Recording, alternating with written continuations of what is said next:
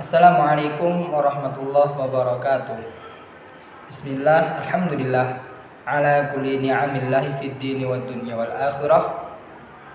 Wassalatu wassalamu ala Rasulillah Muhammad ibnu Abdillah wa ala alihi wa ashabihi wa man wala.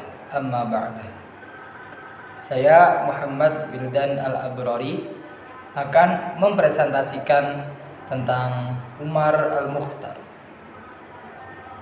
Umar Al-Mukhtar atau yang kerap dijuluki dengan sebutan singa dari padang pasir, dilahirkan pada tanggal 20 Agustus 1858. Umar Al-Mukhtar merupakan pejuang hak-hak masyarakat Libya.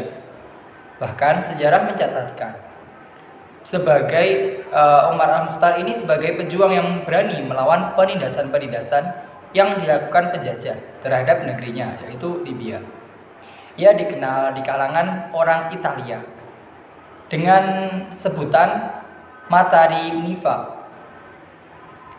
Selain pejuang, ia juga berprofesi sebagai seorang guru yang kemudian diangkat menjadi jenderal perang karena kepiawaiannya dalam menyusun strategi perang.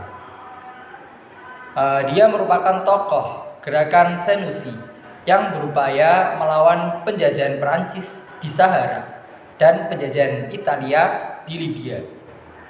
Maka dari itu, ia dijadikan sebagai simbol perlawanan di dunia Arab dan Islam modern. Tetapi setelah banyak upaya yang dilakukannya, ia tertangkap dan kemudian digantung oleh angkatan bersenjata Italia di daerah Solonta pada tahun 1931.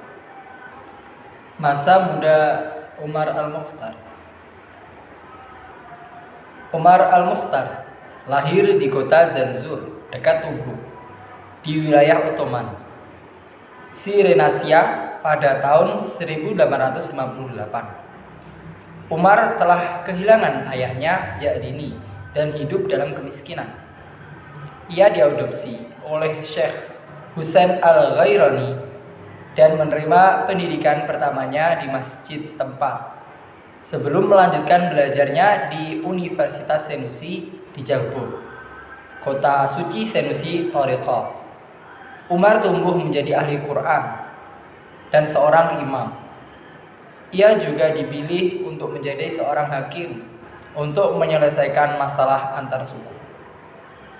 Umar pernah belajar bersama Syekh Abdul Qadir Badiyah, motivator sekaligus guru menghafal Al-Quran. Selama proses studi tersebut, banyak cerita-cerita keteladanan yang dapat dijadikan pedoman bagi para remaja pada masa ini. Seperti contoh dalam kegigihannya dalam belajar. Umar tidak pernah tidur lebih dari 3 jam dalam sehari. Ia selalu memanfaatkan sepertiga malamnya untuk berzikir kepada Allah Subhanahu wa Ta'ala, sholat malam, kemudian memanfaatkan sisa dari waktu di malam harinya untuk membaca sekaligus menghafal Al-Quran hingga fajar. Umar juga membiasakan khatam Al-Quran dalam seminggu sekali. Bismillahirrahmanirrahim. Assalamualaikum warahmatullahi wabarakatuh. Perkenalkan, nama saya Firman Syah. Saya akan menjelaskan materi mengenai masa perang dari Umar Al-Mukhtar. Di balik kemuliaan dan kesantunan akhlaknya, ternyata Umar Al-Mukhtar juga ahli dalam penyusunan strategi dan taktik perang gurun. Umar tahu susunan-susunan geografi Jazirah Arab dengan baik.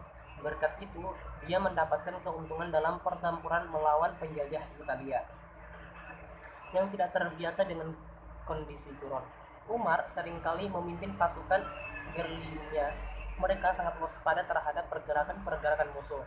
Setelah mereka menyerang, mereka langsung lenyap di antara luasnya Sahara.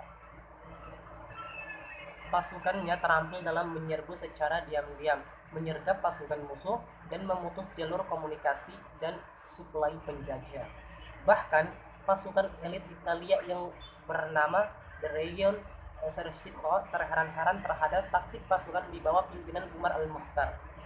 Pada tahun 1942, di wilayah Jabal Akhdar, Gubernur Italia Benedetto Bombolli menciptakan strategi kontra gerilya yang berakibat pada mundurnya pasukan Umar pada bulan April tahun 1925. Umar langsung bergerak cepat dalam menyikapi hal ini.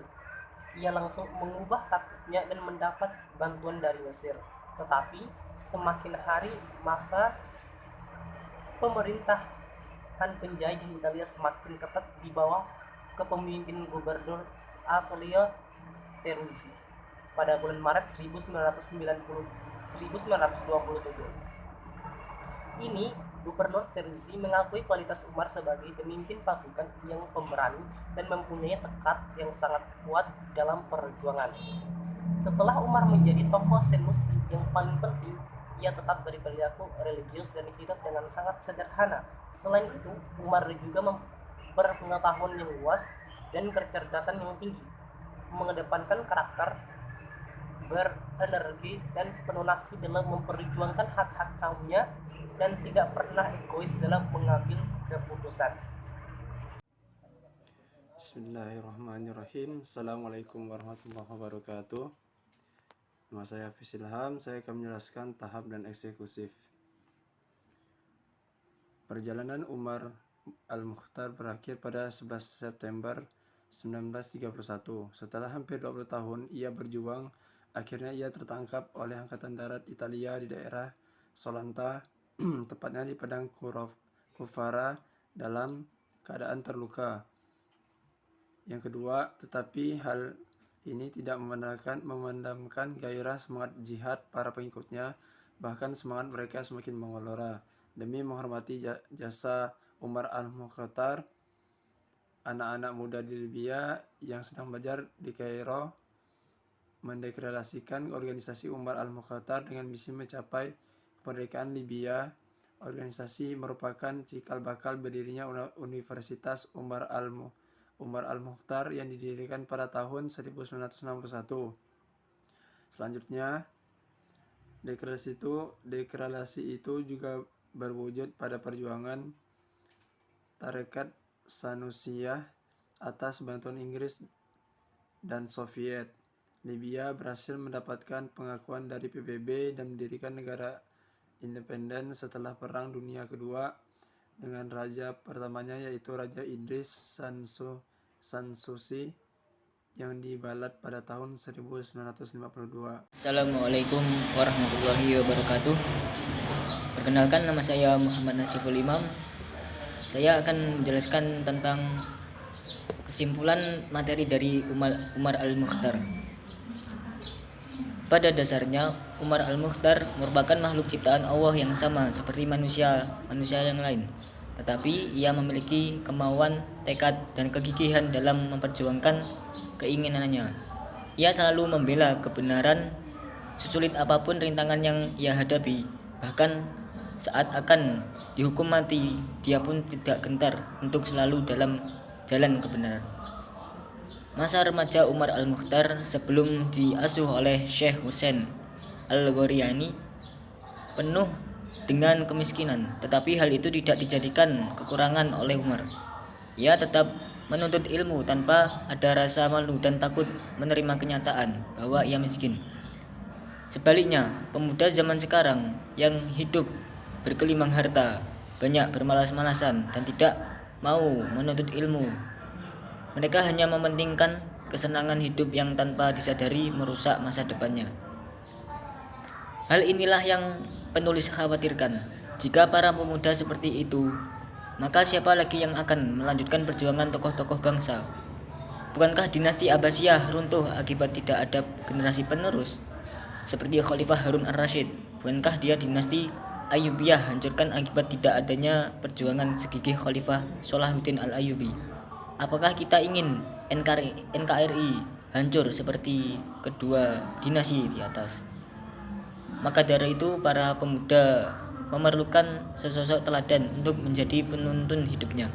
Salah satunya dengan tokoh yang telah diceritakan yaitu Umar al-Mukhtar. Jikalau para pemuda penerus perjuangan tidak memiliki kualitas yang baik, maka tidak dipastikan NKRI akan musnah tidak lama lagi. Terima kasih. Wallahu muwaffiq ila aqwamit thoriq. Wassalamualaikum warahmatullahi wabarakatuh.